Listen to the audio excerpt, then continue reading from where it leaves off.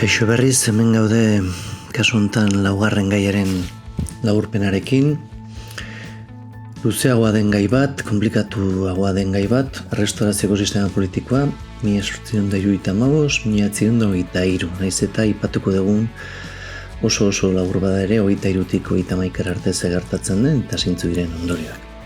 Ari gira hitz egiten, Espainiako errestaurazioari buruz, hau da, Borboitarren monarkiaren errestaurazioaren inguruan ari gara. Ea baliotsua egiten zaizuen. Alde batetik data batzuk errepasatzea komenigarria da. Garai hontan izango ditugu hiru erregina. Errestaurazioa Alfontso Amabigarrenekin gertatzen da, 1874 urtean, 6 urteko demokratikoaren amaiera eta lehengo republikaren amaiera ondoren, eta nahiko gazte eta azkarrilko da 1885 urtean. Ondoren, eta oraindikan aur txiki-txikia delako, Alfontso Amairugarrena, Alfonsoren Amabigarrenen semea denak ezingo du erregetza hartu, eta bitartean Maria Kristina bat, beste bat, ez aurretik ikusitakoa, 1885, 1902 bitartean izango da erregina orde. Eta azkenik, heldutasunera iristerakoan, 1902 urtean, 20. mendearen hasierako urte horietan, eta 1931 arte, bigarren errepublikara arte, Alfontso Amairugarrena izango genuke Espainiako errege.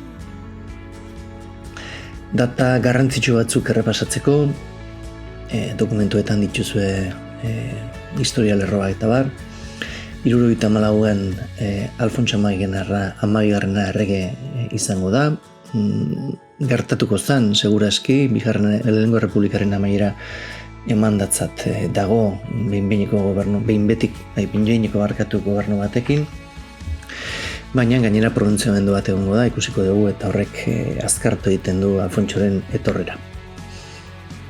Klabeak diren datak, 1876 urtea, orain arte Espainian izan dan konstituzio luzeena, konstituzio liberal moderatua, aipatuko dugu. 1885 urtean, sistema honek, garai honek duen lehengo erronka garrantzitsuenetariko bat, Alfontso hiltzean gertatuko da. Bideratu egingo dute partido politikoek eta erregin ordeak Pardoko itunarekin. Bigarren gertakizun garrantzitsua berriz ere sistema kolokan jarriko duna, behintzat batean, 1897 urtean, Cánovas del Castillo, ikusiko dugun klabea den, garrantzitsua den politikari baten heriotza ondoren gertatzen da. Baina hau ere gaindituko da, eta urrengo klabea izango dugu urte bete beranduago. Azken kolonien galera, 1988an, horrek bultzatuko du ezaguna den eta literaturan entzundak azuen eta ikasitak azuen 1988ko generazioa, generación del 98, lehenguan ikasi ez seguro. Esan bezala, 1902 urtean Alfontso Amairugarrena aurrekoaren semeak jasoko du tronua, 20. mendea hasiera honek, aldaketa honekin, krisiak edo sistema dituen ahulezien lehenengo zantzuak emango ditu. Alfontso Amairugarrenen jarrera ez da izango Alfontso Amairugarrenak dituenak, eta horrek eragin negatiboa izango du. Eta hortik, hiru gertakizun garrantzitsu jungo ira igatzen sistemaren egonkortasuna eta pixkanaka eta gero eta azkarrago sistema kale egiten hasiko da. Alde batetik daukago 1909ko aste tragikoa Bartzelonan, ikusiko dugu zer den. Mundu gerra erdian, kontuan izan hor lehenengo mundu gerra gertatzen ari dela Europan, Espainia neutral gelditzen da, 14 eta 18 bitartean, 17an krisi urte oso sakon bat izango da, eta horregatik adierazi dezakegu errestaurazioaren krisi sakonaren hasiera izango litzatekela. Urte gutxi pasata, 1921 urtean, kolonietan, kasu honetan, gelditzen zaizkion bakarroietan, Marokon, eta krisi handia sortuko duena anualeko sarraskia, milaka soldadu espainol gazte heriotza aurkituko dute bertan, Rifen. Azkartu egingo du egoeraren maldan berakoa eta ejertzitoak pixkanaka gero eta garrantzi gehiago hartzen jundena eta jarraituko duna oraindik etorkizunean amaieran gerra zibilerara iritsi arte. 1923 urtean estatu golpe bat ematen du eta Primo de Rivera erregearen oneritziarekin, eta hori beste akats edo hanka sartze bada, estatu golpe bat eman eta diktadura bat, edo diktadura blanda bat, esango da, diktablanda bat ezarriko da Espainian, eta honek iraungo du Bigarren Errepublikaren hasiera arte 1931 urtean. Bai? Nolabait edo kronologia oinarrizkoena daukazue hor. Bale, sarrera bezala, esan behar dugu testu ingurua, berriz ere ez egonkortasun testu inguru bat dela. Dakigunez, 33tik eta 78 bitartean, estatu liberalaren finkapenaren prozesu luzea eta gatazkatsua gertatu da. Batez ere alderdi liberal baino konservadore moderatuak izan ditu eragin nagusiak eta lege garai potentenak momentu hortan. 78an egoerak bultzatzen du Isabel erbestera bidaltzea eta behin-behineko gobernu bat eramango duna erreforma sakon saiakera batera, 6 urteko liberalarena, errege konstituzional bat ekarri nahian, Amadiorekin, kale egiten da horrere, eta lehengo errepublika saiakera batekin urtebete inguru irauten duna, eta berriz ere kale, gatazka ugari eta arazo ugari, eta ez du arrakasterik izango. Ez sistema isabelinio, sistema 6 urteko liberalen sisteman sartzaiakera ezberdinak ez diote erantzungo Espainiak dituen arazoei ez kanpo, ez barruan, ez bat eta ez bestean.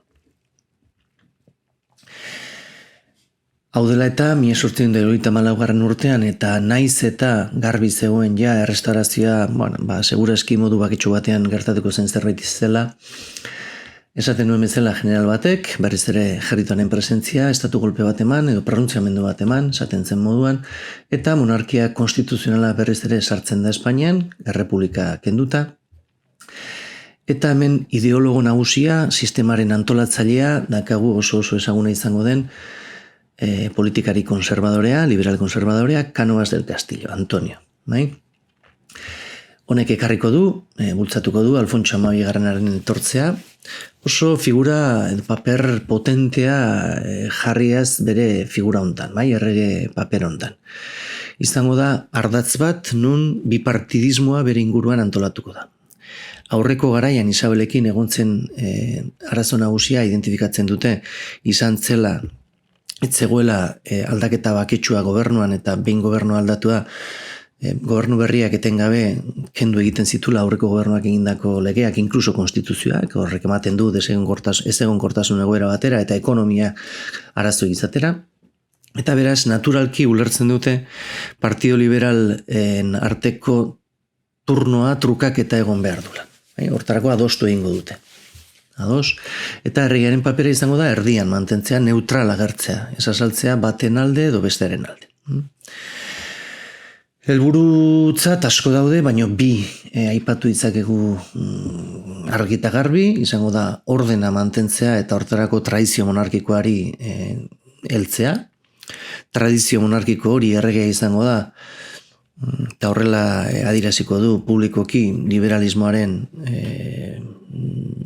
zaindaria, patriotismoaren zaindaria ere bai, liberal patriotak dira, Espainia nazio bezala, eta berreskuratzen, nolabait edo kritikakoak izan dira, eta arazoak izan dituzten Eliza Katolikoaren printzipioak eta Eliza Katolikoaren papera bera.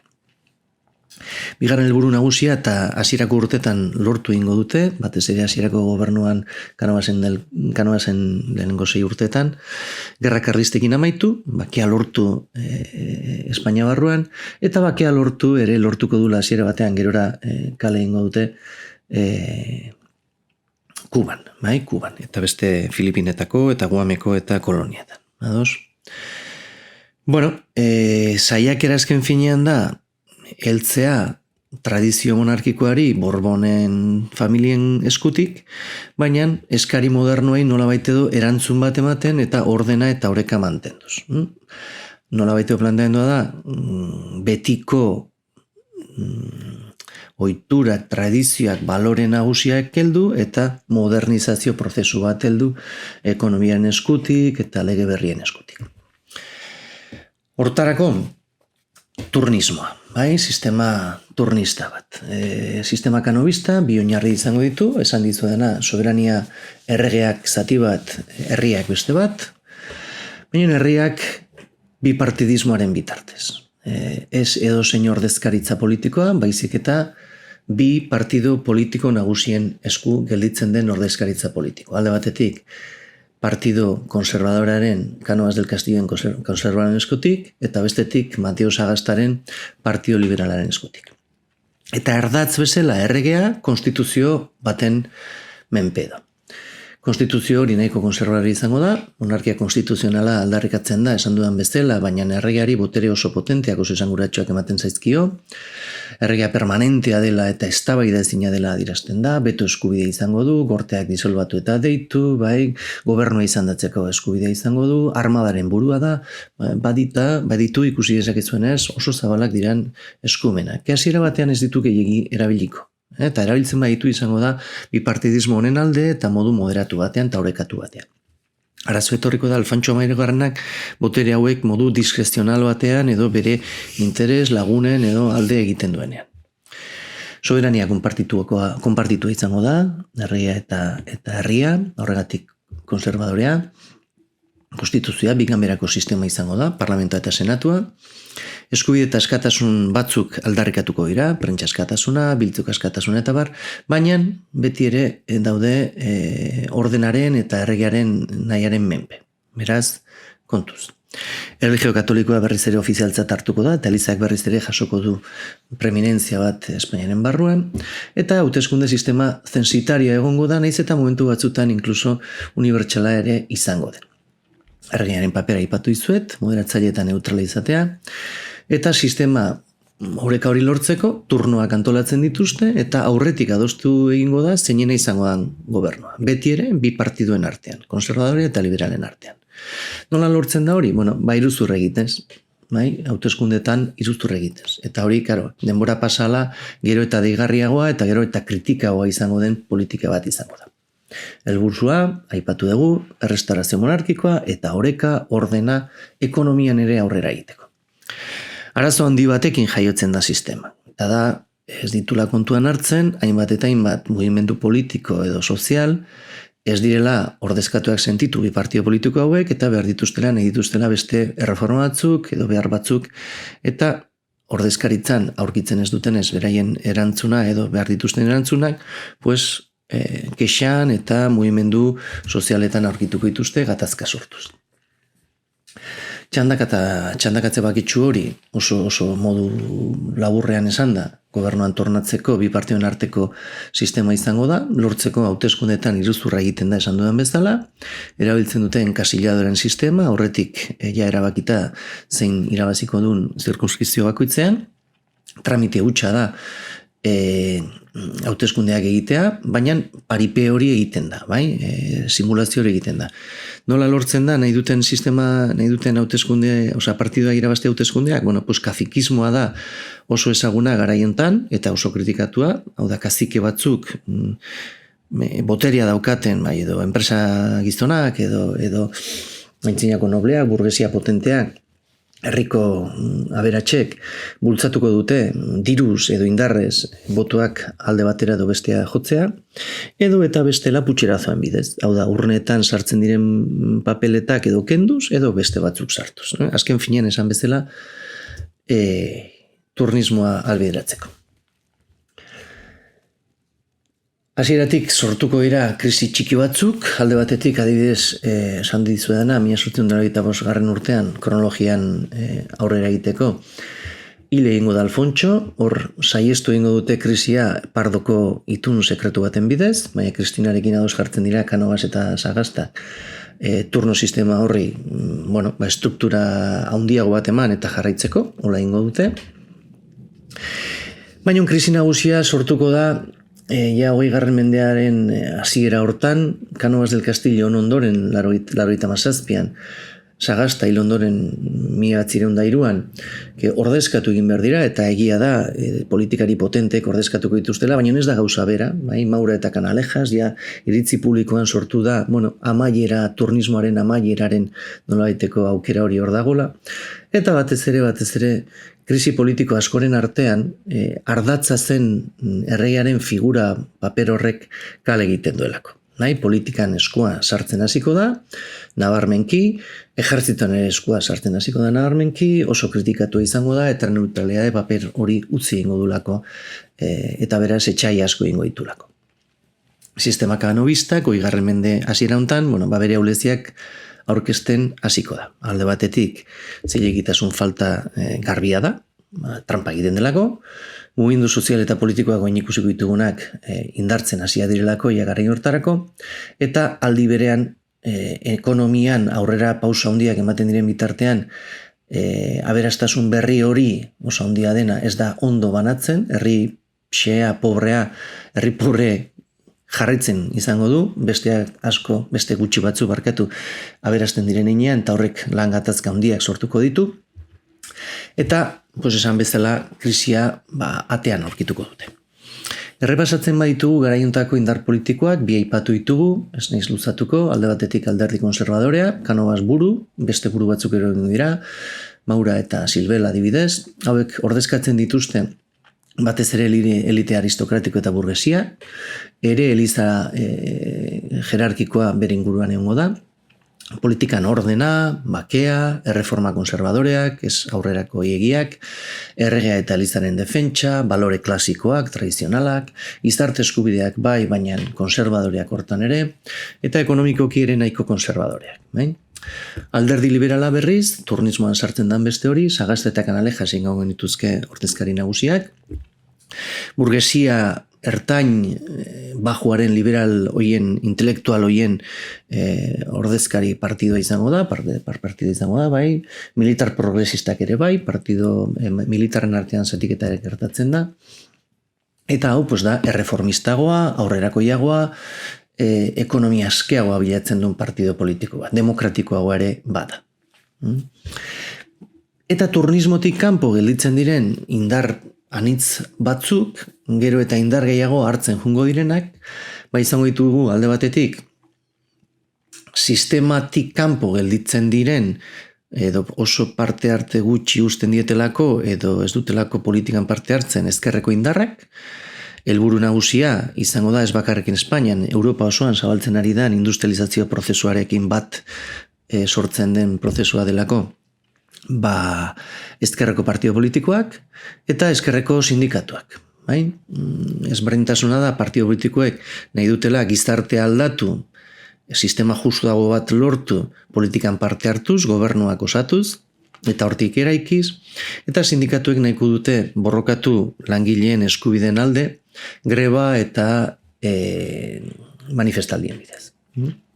Horra ipatuko ditugu bi mugimendu nagusi, alde batek sozialismoan Partido Socialista Obrero Española ipatu beharko genuke, 1879 urtean fundatua, UGT bere ala ere fundatzen da, dala bere sindikatua nahi edo, eta lehenengo ordezkaritza politikoa Pablo Iglesiarekin, presidentearekin lortuko dute 1910ean, ikusi dezakezunez nahiko berandu, eta da bakarra, kongresista bakarra. Aldi berean dakago anarkismoa, Espainian presentzia handi izango duna, batez ere Katalunian langile industrialen artean eta Andaluzian nekazarien artean, hauek bultzatzen dutena da aldaketa prozesu baino azkar bat, iraultza bat, estatuaren desagertzea. Kasu batzutan inkluso indarkerira iristen dira, atentatuekin eta bar. Eta bestetik, eta ere, zer ikusia daka, ikusi dugun foruen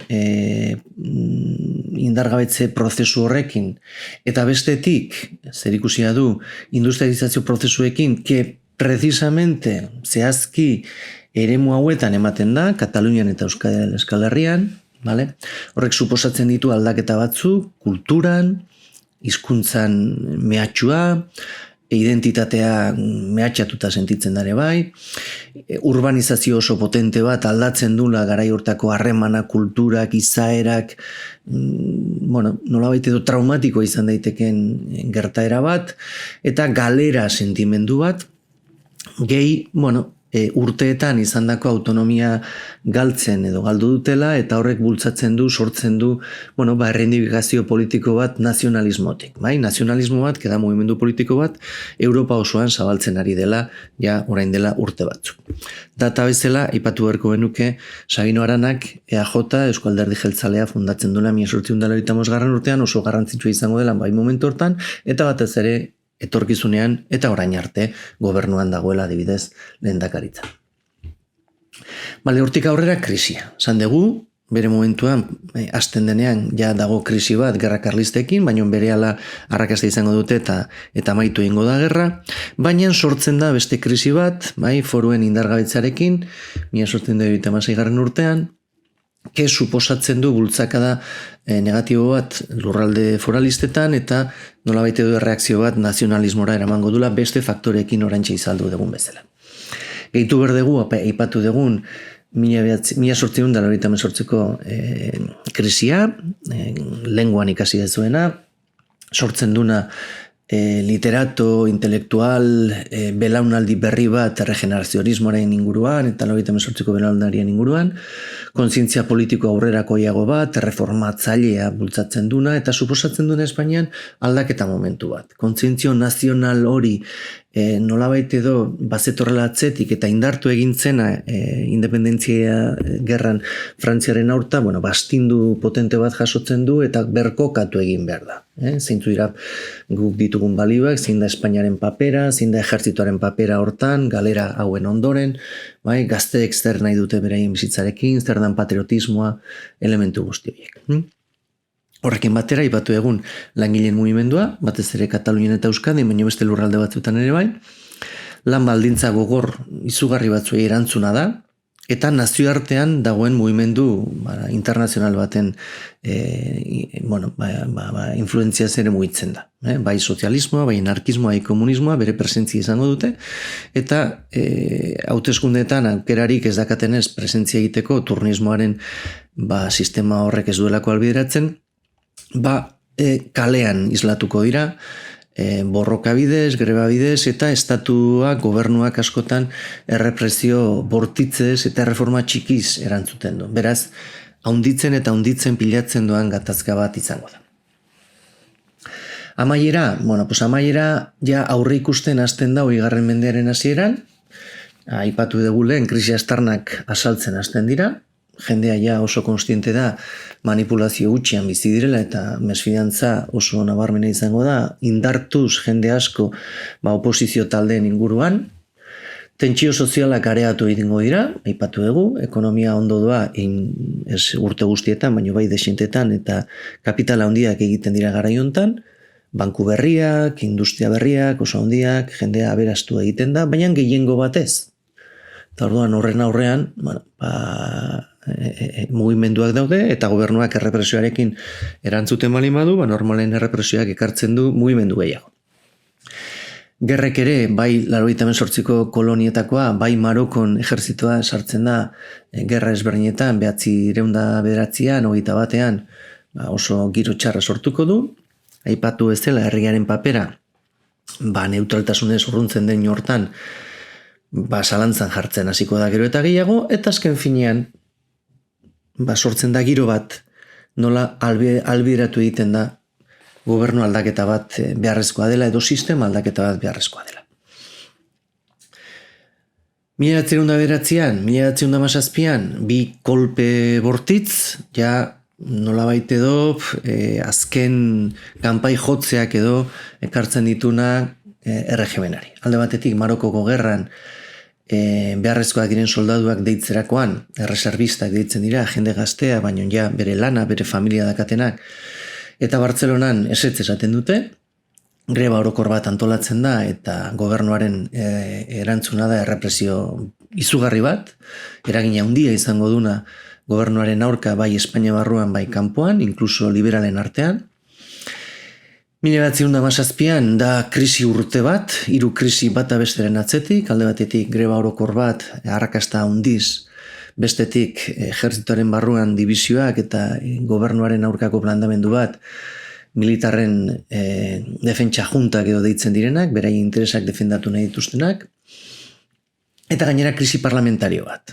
Sistema hortan nola askok ezin duten beraien legeak aurrera atera, beraien ordezkaritza duintasunez benetan erakutsi, indarra aurrerakoi eta kalaralista batzuk antolatzen dute, esango genuke batzar paralelo bat, parlamento paralelo bat, ejertzitu erabilita eta gerra egoera deitua, bai greban daudenak, bai parlamentario hauek zanpatuak izango dira, eta berriz ere, gobernuak erakusten du bere isolamendua, bere ahulezia eta krisia izugarria dena. Urrengo urtetan, 2018tik 22ko bide hortan, hainbat eta hainbat gobernu daude, krisi guzti hauei aurre egiten saiatuko irenak, baina ezingo dutenak benetan, ondo ez da zabaldu egiten da, eta ja azken aldabonazua azken kolpea izango da 1921 urtean, anualen, Rifen, Afrikan, ejertzituak afrikaniste daukaten porrot izugarri bat, anualekoa, 1000 soldadu hiltzat ematen dira, gainera oso egoera bortitzean, oso hankasartze handiak egiten dituzte, erregea ere zipristinduta agertuko da, bere lagun hurbilekoa delako kale egiten duna, Silvestre generalak, eta garbi ikusten da eragin handi izango duela politikan eta sistema korruptoa dela goitik bera. Ez dago moduri jarraitzeko. Horrek bultzatzen du 1923an nola sistema osoa desegiten ari dela, sistema hori doitzen duen, heltzen duen zutabetako bat indartsuena momentu hortan, ja ohitura hartu du lehenagotik politikan parte hartzarena, parte hartze aktiboago hartzen dula, eta Miguel Primo de Riverak estatu golpe bat ematen du. Eta ez hartzen du, eta hau da grabeena, larriena, Alfonso Amairugarrenaren oneritziarekin legitimidade ematen diolako, diktadura bat. Iraungo dula 1931 urtera arte errepublika iritsiko dena. Eta hementxe, hortxe arte daukagu, oso labur bilduta, oso azkar, zein den gai honen nungnienorakoa. Maituko genuke ondorioekin, baditu bere alderdi positiboak, baita ere bere alderdi negatiboak, modernizazio prozesu bat ematen da, tarte batean egonkortasun bat ere badago, hazkunde ekonomiko ere bai, aurrerapen sozial batzuk ere ematen dira, baina horrek ez du kentzen ustelkeriz jositako garaia dela, ordezkaritza politikoa ez dela benetezkoa, gizarte gatazka gero eta handiagoa dela eta jende pila bat ez duela ordezkaritza hortan parte hartzeko eskubiderik, hori oso larria dela, eta horrek egiten diogula, lan inguruan langileek egiten dituzten larrikapenak eta partido politikoak, eta alde berean, lurralde batzutan Katalunian, Galizian eta Euskadin sortzen den nazionalismo prozesu hori luzerako egingo du. Azken finean 1931an ez da ere konpuntuko, eta 1926an ikusiko dugu aurrerago estanda egiten denean, hemen aurkitzen ditugun gai guzti hauek, elementu guzti hauek, ja agertzen dira. Ados? Hoxe esandakoa, ea baliagarri zaizuen, animo eta hurren arte.